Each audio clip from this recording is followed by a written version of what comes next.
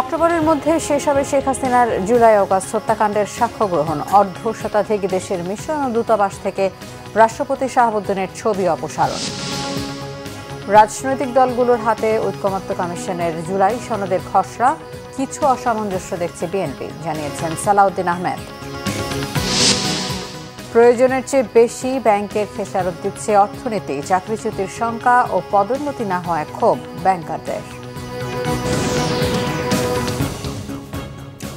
দেখছিলেন crown cement সংবাদ শিরোনাম। জুলাই আগস্টের গণঅভ্যুত্থানে সংঘটিত মানবতাবিরোধী অপরাধের মামলায় সাবেক প্রধানমন্ত্রী শেখ হাসিনার সাবেক স্বরাষ্ট্রমন্ত্রী আসাদুজ্জামান খান কামালের বিরুদ্ধে চতুর্থ দিনের সাক্ষ্য গ্রহণ চলছে। রবিবার বিচারপতি মোহাম্মদ গোলাম মর্তুজা মজুমদারের নেতৃত্বে আন্তর্জাতিক অপরাধ ট্রাইব্যুনাল 1-এ চলছে সাক্ষ্য গ্রহণ। দুপুরের বিরতির শেষে বেলা 2টায় আবারও শুরু হবে সাক্ষ্য গ্রহণ। বিরতির আগ পর্যন্ত 3 জনের সাক্ষ্য শেষ হয়েছে। আরও একজন সাক্ষী দেওয়ার কথা রয়েছে। 3 জন সাক্ষীর মধ্যে 2 জন জুলাই আন্দোলনে গুলিবিদ্ধ হয়ে আহত।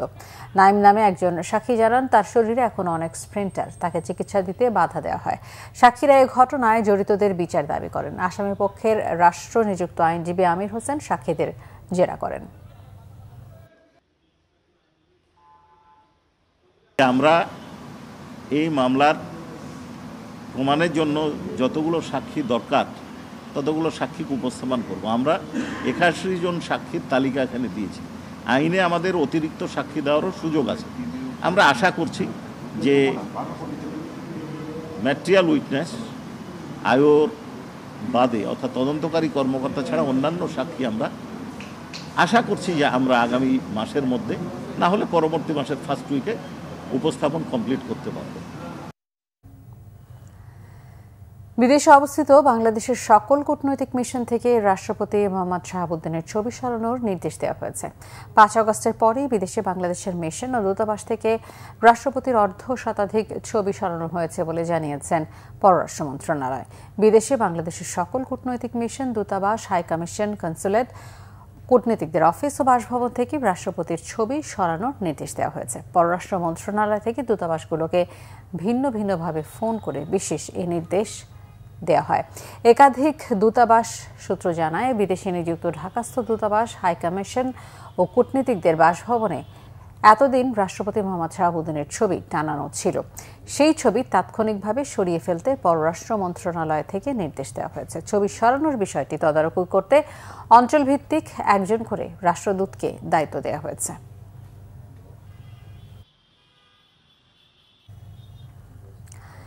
রোহিঙ্গা সংকট মোকাবেলায় আন্তর্জাতিক সম্প্রদায়কে পাশে পাবার প্রত্যাশার কথা জানিয়েছেন অন্তর্বর্তী সরকারের জাতীয় নিরাপত্তা উপদেষ্টা ডক্টর খলিলুর রহমান। তিনি জানান, 25 আগস্ট রোহিঙ্গা বিষয়ক অংশীজন সংলাপে অংশ নেবে একাধিক মিশন দূতাবাস।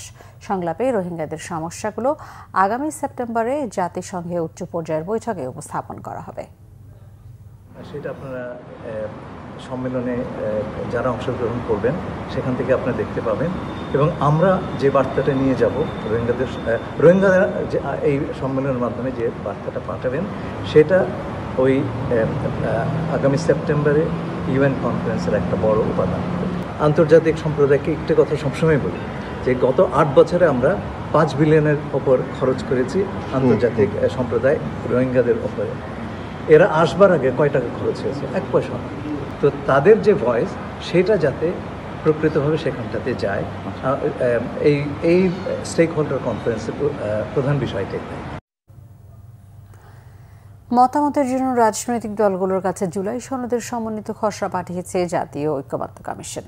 খসড়ায় বলা হয়েছে, বিদ্যমান সংবিধান বা অন্য কোনো আইনে ভিন্নতর কিছু থাকলে সেক্ষেত্রে এই সনদের সুপারিশ প্রাধান্য পাবে। সনদের বৈধতা, প্রয়োজনীয়তা কিংবা জারির কর্তৃত্ব সম্পর্কে কোনো আদালতে প্রশ্ন তোলা যাবে না। শনিবার দলগুলোর কাছে জাতীয় সনদের খসড়া পাঠানো হয়, তবে সনদ বাস্তবায়ন পদ্ধতির কথা না বলা হলেও এতে রয়েছে সনদ বাস্তবায়নের অঙ্গীকারনামা। জুলাই সনদ বাস্তবায়ন পদ্ধতি নিয়ে আগামী সপ্তাহে দলগুলোর সাথে আলোচনার পরিকল্পনা রয়েছে জাতীয় ঐকমত্য কমিশনের। জাতীয় সনদকে নতুন রাজনৈতিক বন্দোবস্তর দলিল হিসেবে আখ্যা দেওয়া হয়েছে। 3 ভাগের সনদের প্রথম অংশে আছে সনদের পটভূমি, দ্বিতীয় অংশে আছে 6টি সংস্কার কমিশনের যেসব প্রস্তাবে ঐকমত্য সিদ্ধান্ত হয়েছে এমন 84টি প্রস্তাব, তৃতীয় অংশে আছে সনদ বাস্তবায়নের 8 দফা অঙ্গীকারনামা। জাতীয় সনদের খসড়ায় ভাষাগত বা শব্দগত ত্রুটি নিয়ে কোনো পরামর্শ থাকলে দলগুলো আগামী 2-1 দিনের মধ্যে তা কমিশনকে জানাবে। জুলাই সনদের চূড়ান্ত খসড়ায় কিছু বিষয়ে অসামঞ্জস্যতা রয়েছে, পাশাপাশি কিছু বিষয় সঠিকভাবে উপস্থাপিত হয়নি বলে মন্তব্য করেছে বিএনপির স্থায়ী কমিটির সদস্য সালাউদ্দিন আহমেদ।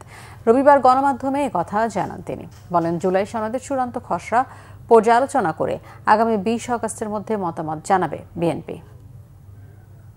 গতকালকে সন্ধ্যার সময় আমরা জুলাই জাতীয় সনদের খসড়া পেয়েছি সন্ধ্যার দিকে। আমরা এর উপরে একটু দেখে পর্যালোচনা করে আলাপ করে আমাদের মতামতটা নির্ধারিত সময়ের ভিতরে জানিয়ে দেব। আপাতত দেখে যেটুকু মনে হয়েছে কিছু বিষয়ে অসামঞ্জস্যতা আছে, আর কিছু বিষয়ে সঠিকভাবে উপস্থাপিত হয়নি। তবে এগুলো আমরা আমাদের মতামতে উল্লেখ করে তাদেরকে জানিয়ে দেব। ওনারা 20 তারিখের মধ্যে পাঠাতে বলেছেন।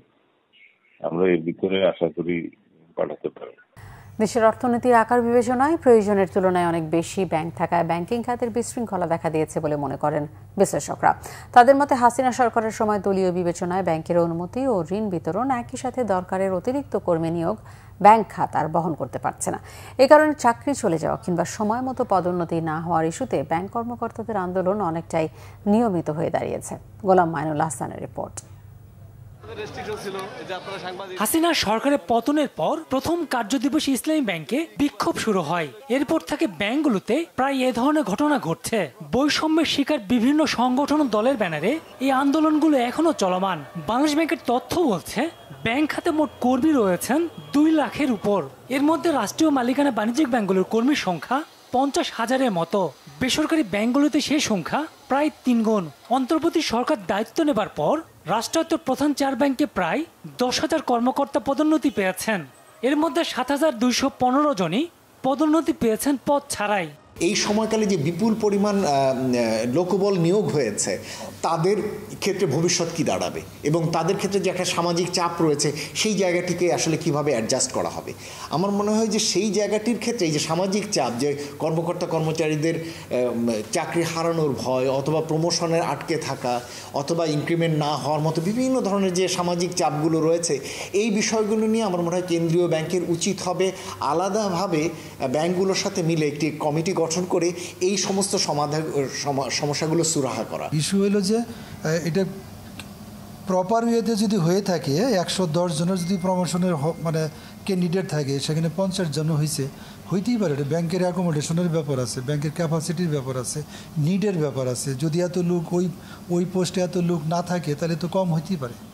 আর্থিক কাঠামো ভেঙে পড়ায় ব্যাংকগুলো বিশৃঙ্খলা আরো প্রকট হয়েছে বলে মনে করেন বিশ্লেষকরা। দেখুন, বিগত সরকারের সময়কালে ব্যাংকিং খাতে প্রয়োজনাতিরিক্ত যেভাবে ব্যাংক লাইসেন্স দেওয়া হয়েছে এবং তার ফলে ব্যাংকিং খাত অপ্রত্যাশিতভাবে যেভাবে ফুলে ফেপে উঠেছিল, সেটা আসলে বাংলাদেশের সামগ্রিক যে বিনিয়োগ চাহিদা তার সাথে সামঞ্জস্যপূর্ণ ছিল না। এবং এর ফলে যেটা হয়েছে, ব্যাংকিং খাতে কৃত্রিমভাবে এক ধরনের প্রবৃদ্ধি হয়েছে, কৃত্রিমভাবে চাহিদা তৈরি হয়েছে এবং অনেকটা কৃত্রিমভাবে এখানে লোকবল নিয়োগ হয়েছে। এই ব্যাংকিং সেক্টরে চাকরি যাবে আসবে সেটা হবে, বাট ঢালাওভাবে যদি একটা লোকের মানে হিউজ লোকের চাকরি চলে যায়, তখন তো এটাকে ব্যাংকিংয়ের মিসম্যানেজমেন্টের কারণেই হয়ে থাকে। আর ব্যাংকিংয়ের মিসম্যানেজমেন্ট শুধু ব্যাংকের ভিতর থেকেই হয় না, এটা বাইরে থেকেও হয়েছে।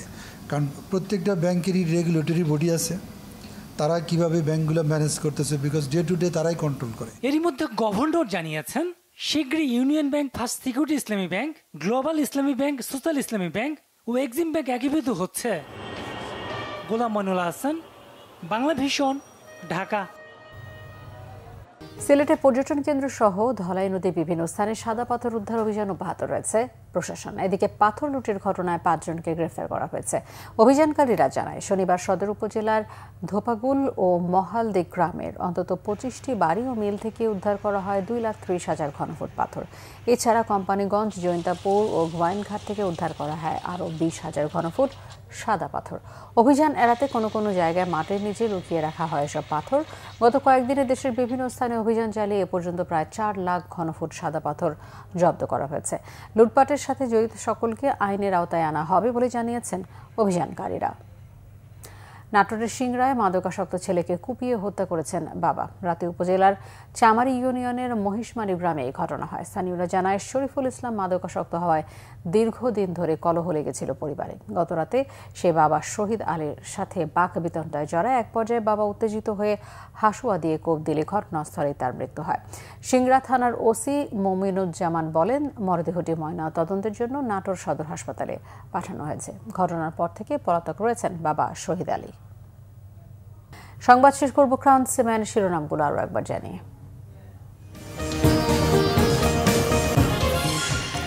অক্টোবরের মধ্যে শেষ হবে শেখ হাসিনার জুলাই আগস্ট হত্যাকাণ্ডের সাক্ষ্য গ্রহণ। অর্ধ শতাধিক দেশের মিশন ও দূতাবাস থেকে রাষ্ট্রপতি শাহাবুদ্দিনের ছবি অপসারণ।